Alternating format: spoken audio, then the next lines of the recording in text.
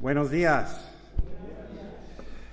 Hoy vamos a hablar de la santidad particular. La santidad particular. Esto es algo importante y últimamente he leído un libro muy importante de R.C. Sproul que habla de la santidad de Dios. Y si estás buscando un libro para leer por el resto del verano, recomiendo este libro. No solamente porque eres de Pittsburgh, mi ciudad natal, pero porque es un buen teólogo. Y a veces leer este libro es como enfrentar la zarza ardiente. Y algunos han leído este libro y están de acuerdo conmigo. Podemos ver que no podemos captar el verdadero significado. Vamos a ver que esto tiene que ver con el capítulo 8 del libro, que habla de la santidad particular. Entonces podemos avanzar. Y podemos avanzar una más, en que el libro cita Tozer, en que dice: no podemos captar el verdadero significado de la santidad divina pensando en alguien o algo muy puro o luego elevado al concepto hasta el punto más alto de nuestra capacidad. La santidad de Dios no es simplemente lo mejor que conocemos y infinitamente mejor. No conocemos nada como la santidad divina. Es algo aparte, único, inaccesible, incomprensible e inalcanzable. Solo el Espíritu del Santo puede impartir el conocimiento de lo santo, el Espíritu humano. Hoy vamos a esperar la iluminación del Espíritu Santo para que podamos entender tanto la santidad de Dios como nuestra responsabilidad de vivir vidas santas. En Isaías 6:3 habla de la santidad de Dios. Y cuando dice: y el uno al otro daba voces, diciendo: Santo, Santo, Santo, Jehová de los ejércitos, toda la tierra está llena de su gloria. La santidad de Dios está vinculada con la gloria de Dios. Cuando podemos ver la santidad de Dios, aparece la gloria de Dios. Otro versículo habla de la misma cosa en Éxodo 15:11, cuando dice: ¿quién como tú entre los dioses, el Señor? ¿Quién como tú? Majestuoso en santidad, temible en alabanzas, haciendo maravillas. Encontrar la santidad de Dios hace que temblemos, hace que estamos encontrando algo especial, algo maravilloso.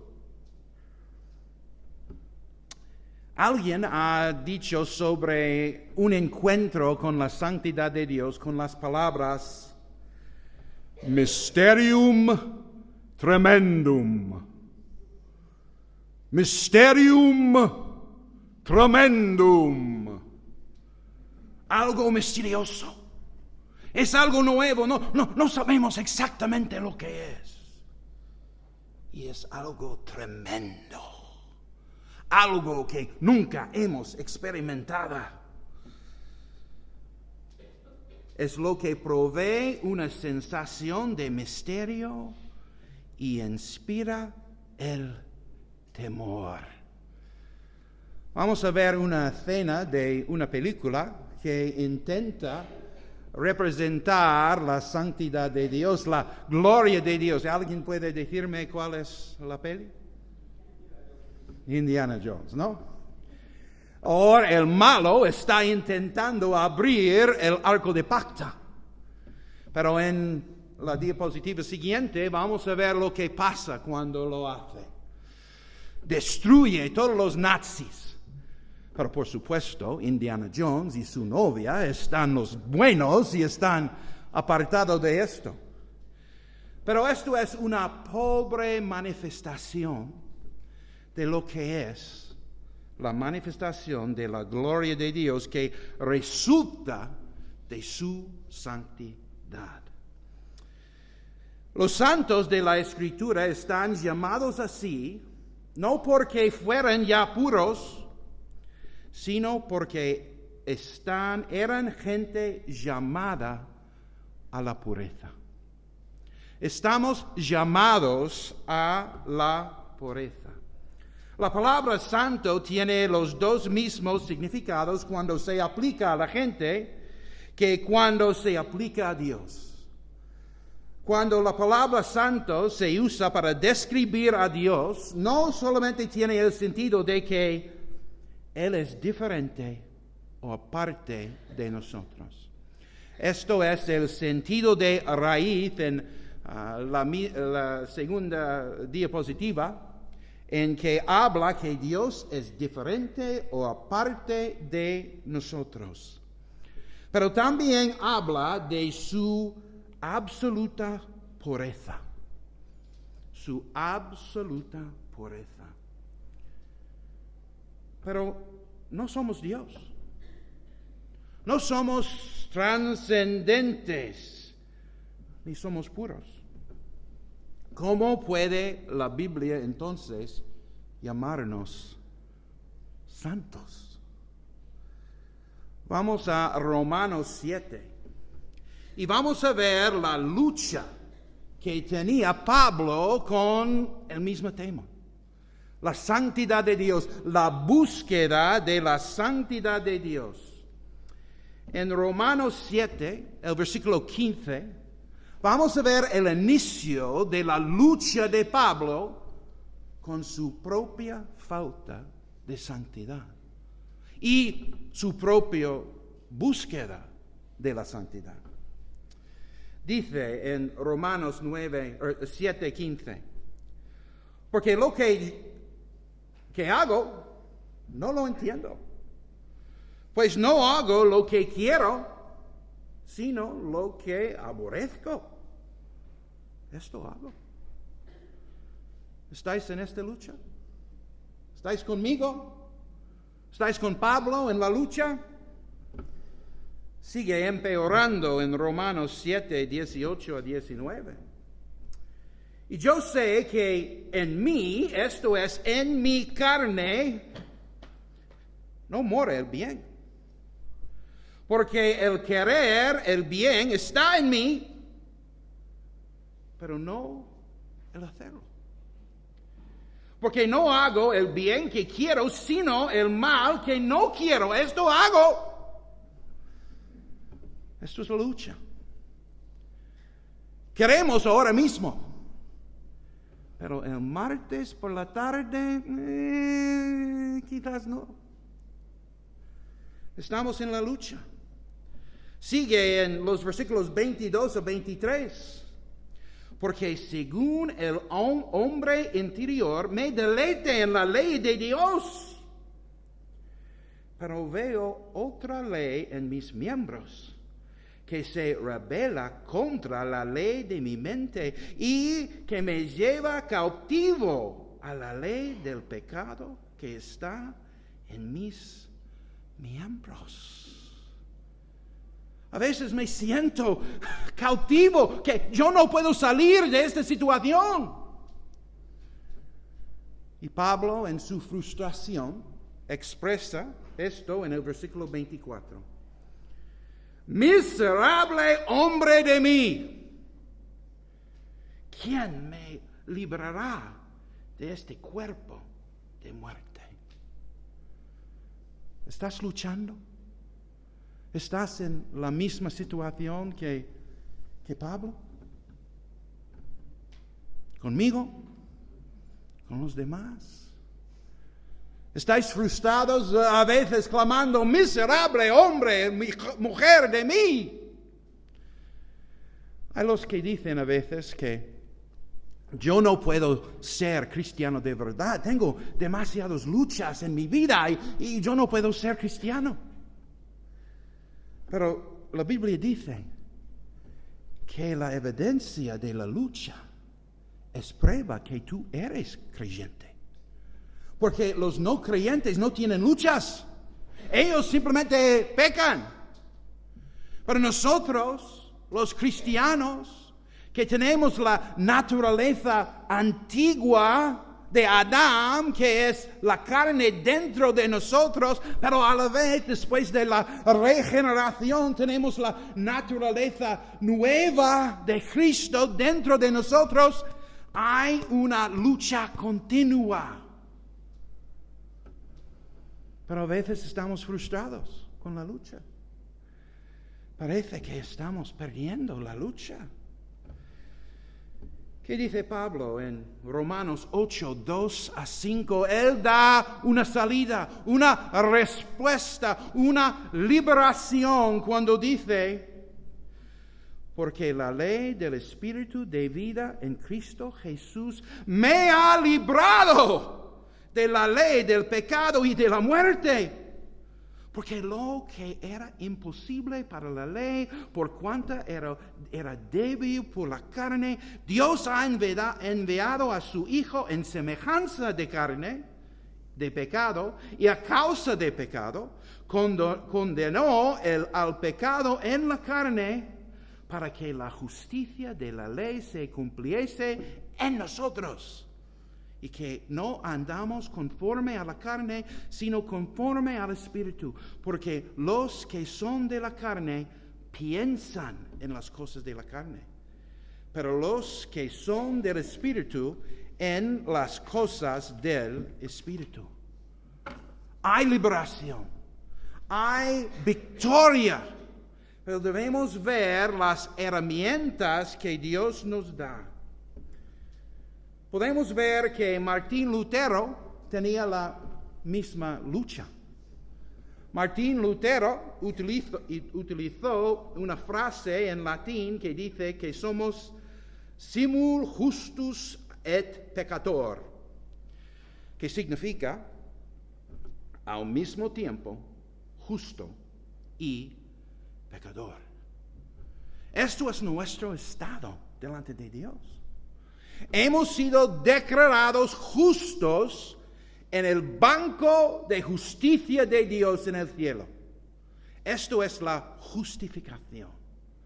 Tuvimos una deuda infinita por nuestros pecados en esta cuenta. Por nuestros pecados.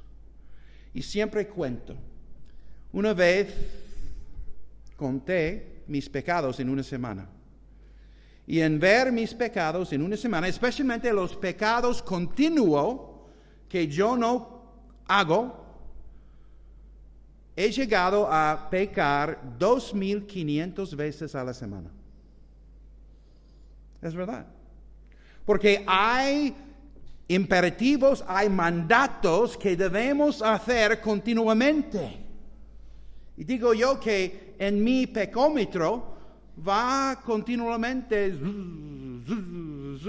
y va así hasta 2,500 veces a la semana.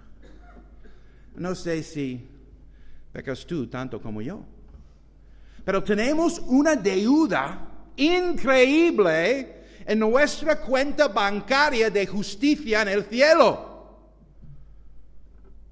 Con la muerte de Cristo, Él borró nuestra deuda. Pero también Él ha hecho un ingreso en nuestra cuenta bancaria de los méritos de Cristo, de la justicia de Cristo. Entonces, en mi cuenta bancaria de justicia en el cielo, Dios ha borrado todos mis pecados, los 10,500 a la semana, y ha ingresado los méritos, la justicia de Cristo en mi cuenta. Entonces, en el cielo, en mi banco de justicia, yo tengo recursos infinitos Porque tengo los recursos de Jesucristo infinitos. Y esto es la salvación. Esto es porque Cristo ha venido a la tierra para borrar nuestra deuda y ingresar justicia infinita en nuestra cuenta bancaria en el cielo. Esto es nuestra situación bancaria en el cielo. ¿Somos ricos? No. Pero vivimos en la tierra. Esto es la expectativa en el cielo. Y otra cosa es que esto muestra que no es muy sano pensar que yo puedo añadir algo de mis buenas obras en mi cuenta bancaria para Dios. Yo tengo los recursos infinitos de Cristo en mi banco. ¿Qué puedo añadir yo a los recursos infinitos de Jesucristo? Si hay alguien aquí hoy que no ha recibido Jesucristo como tu Salvador, puedes hacerlo en una oración simple. Señor, tú eres santo, pero soy pecador. Gracias por morir en la cruz para borrar mis pecados y añadir la justicia de Cristo a mi cuenta. Si tú ores esta oración sinceramente, vas a llegar a ser un creyente de verdad. Somos santos por eso, pero a la vez somos sumil justus el pecador, al mismo tiempo justo y pecador. Vamos a ver la lucha en Gálatas 5, 18 a 21. En Gálatas 5, 18 a 21 habla de algo importante. Pero si sois guiados por el Espíritu, esto es una clave, guiados por el Espíritu, no estáis bajo la ley. Y manifiestas son las obras de la carne, de la parte mala de nosotros, que son adulterio, fornicación, inmundicia, lascivia, idolatría, hechicerías, enemistades, pleitos, celos, iras, contiendas, disensiones, herejías, envidias, homicidios, borracheras, orgías y cosas semejantes a esto, acerca de las cuales os amonesto. Como ya os he dicho antes, los que practican tales cosas no heredarán el reino del cielo. Está hablando de las cosas que caracterizan los no creyentes. Dice que los que practican tales cosas no heredarán el reino de Dios. Pero, como creyentes, estamos tentados de hacer esta lista, ¿no? Estamos tentados de hacer 1 o 5 o todos de la lista. La Biblia enseña que un creyente de verdad puede caer en un pecado, pero no puede vivir en un pecado. Podemos caer, y no es una recomendación, pero a veces creyentes caen en pecados así. Pero un creyente de verdad no practica, no vive en pecados así, lucha en contra de tales pecados. Y por eso seguimos con Gálatas 5:22, más el fruto del Espíritu es amor, gozo, paz, paciencia, benignidad, bondad, fe, mansedumbre, templanza. Contra tales cosas no hay ley. Pero los que son de Cristo han crucificado la carne con sus pasiones y deseos. Si vivimos por el Espíritu, andemos también por el Espíritu. Tenemos la carne y su lista de pecados. Tenemos el Espíritu y su lista de fruto. Estamos luchando. ¿Cómo podemos vencer en la lucha? Podemos vencer en la lucha por unas armas, se llama los medios de la gracia de Dios. Dios nos ha dado medios de la gracia para que podamos luchar y vencer en nuestra lucha con pecado. El primer medio de la gracia de Dios es la palabra de Dios. Estamos viendo la palabra de Dios y lo que podemos hacer y lo que no debemos hacer. Podemos ver ejemplos de la palabra de Dios, el Espíritu de Dios por medio de la oración y el pueblo de Dios en el Salmo 119, los versículos 9 a 11. Esto tiene que ver con dos de los medios de la gracia de Dios.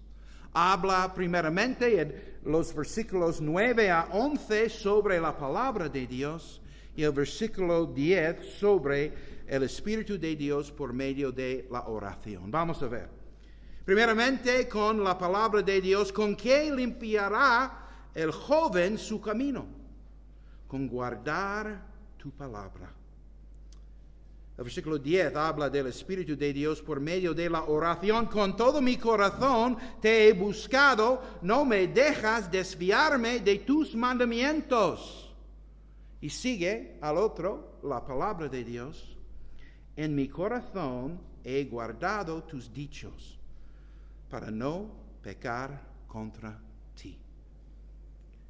Debemos tener guardados en nuestros corazones la palabra de Dios, especialmente en nuestras áreas de debilidad. Tengo muchos versículos memorizados que tienen que ver con mis debilidades, porque cuando estoy tentado, el Espíritu Santo puede utilizar los versículos para acordarme, no. Pero también debemos memorizar versículos que tienen que ver con nuestras responsabilidades delante de Dios. ¿Cuáles son las responsabilidades que tenemos como cristianos? Hay una ética que podemos ver en el Sermón del Monte, en Mateo capítulo 5. Hay listas de las cosas que debemos hacer y no debemos hacer en Romanos 12 y Hebreos 12. Hay listas de responsabilidades que yo tengo que cumplir como hombre cristiano, como marido, como participante en la iglesia. Hay versículos que yo tengo que memorizar en cuanto a mis debilidades y en cuanto a mis responsabilidades. Y tengo que memorizarlo para vencer en la lucha contra mi pecado, para llegar a ser santo como Dios. En el versículo 11 dice que con todo mi corazón te he buscado. Dios, estoy buscándote. No me dejes desviarme de tus mandamientos. Entonces yo conozco tus mandamientos, pero tengo la tentación de no hacerlo. Necesito tu ayuda, Señor.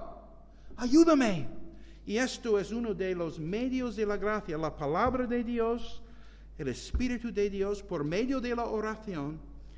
Y el pueblo de Dios, y podemos ver ejemplo de esto en Santiago 5:16. Por lo tanto, confesaos vuestros pecados unos a otros, y orad unos por otros para que seáis sanados. La oración eficaz del justo puede lograr mucho.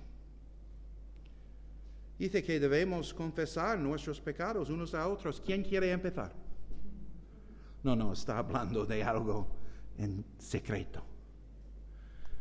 Por eso debemos tener un grupo de crecimiento, un grupo casero.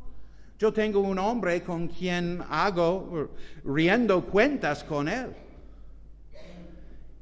Y Él conoce cosas de mí que ojalá nadie supiera. Soy pecador. Peco 2,500 veces a la semana. Él tiene una lista.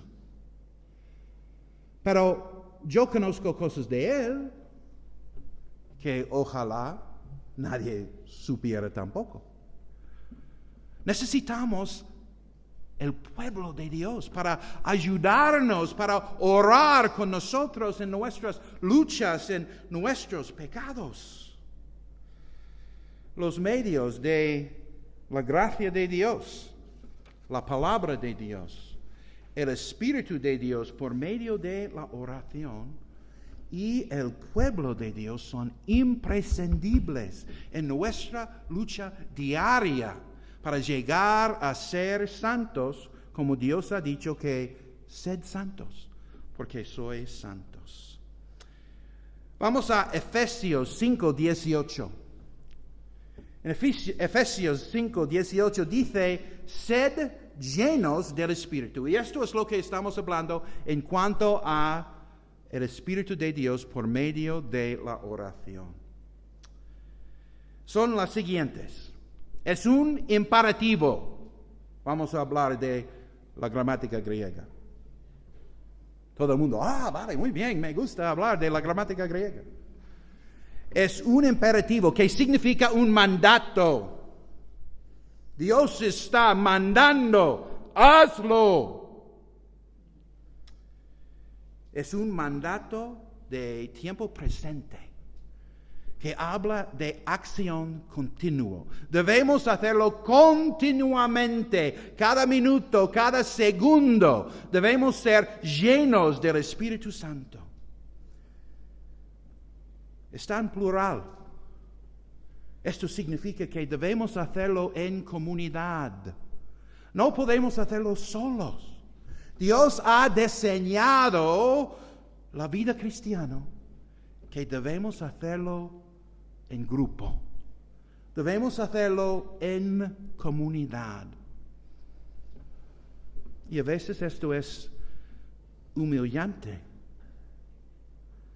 De vez en cuando con la persona con quien rindo cuentas, tengo que compartir cosas humillantes, cosas que yo no quiero que nadie sepa. Pero si estoy fiel a la palabra de Dios, tengo que hacerlo. Necesito ayuda. Yo no puedo vivir en esta situación. Yo tengo que vencer al pecado utilizando la palabra de Dios, el Espíritu de Dios por medio de la oración y el pueblo de Dios. Ser lleno del Espíritu es estar sometido a la dirección del Espíritu. Es el ministerio del Espíritu que nos capacita para obtener la victoria sobre el mundo, la carne y el diablo. Ser lleno tiene el uso metafórico de ser controlado por. Ser lleno del Espíritu es ser controlado por el Espíritu que mora en nosotros. Nota el contraste en Efesios 5:18. No os embriaguéis con vino, el cual hay disolución. Antes bien, sed llenos del Espíritu Santo. Es un contraste. Habla de una comparación.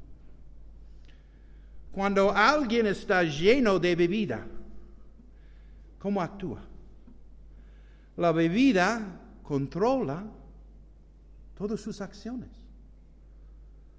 Controla su manera de hablar, ¿no? Su manera de pensar.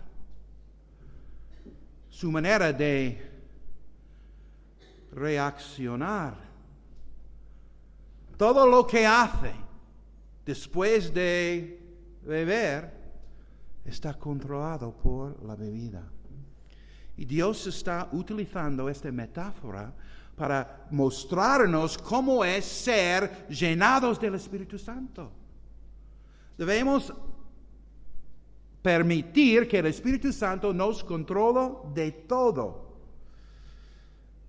Debemos someternos a su control de una manera constante y consciente.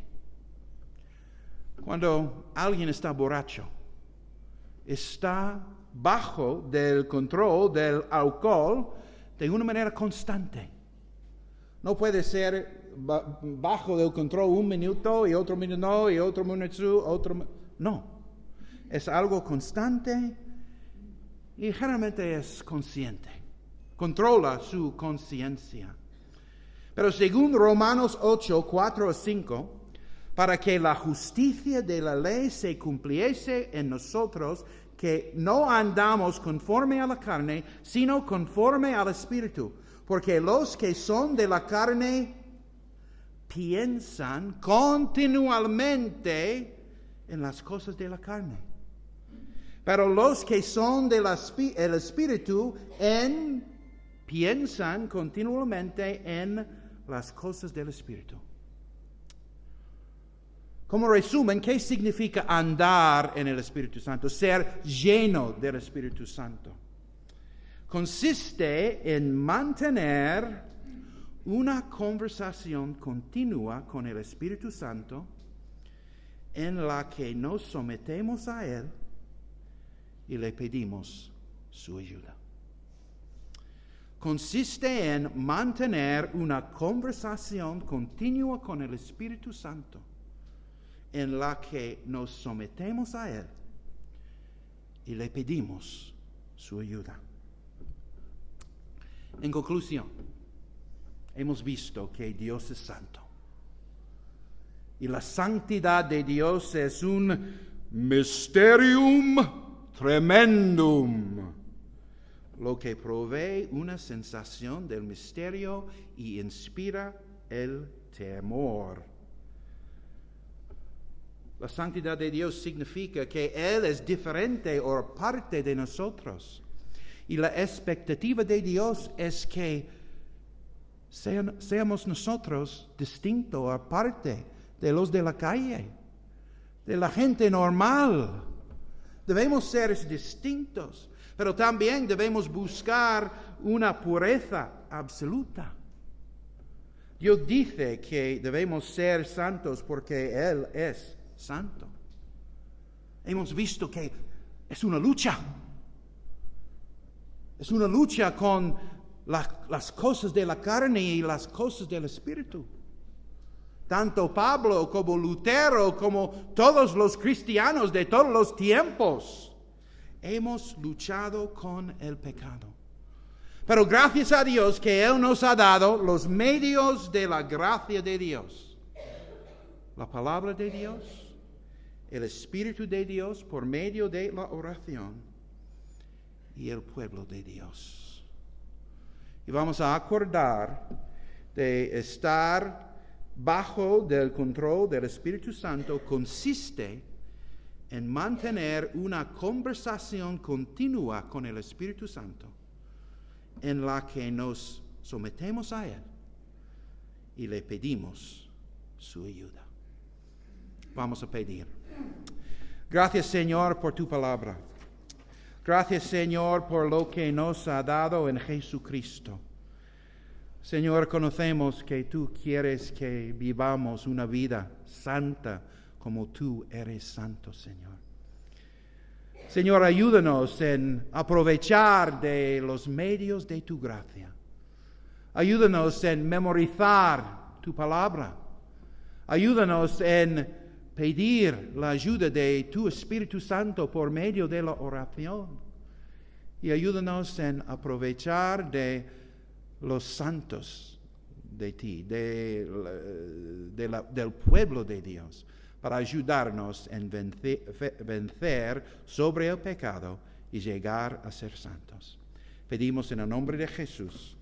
Amén.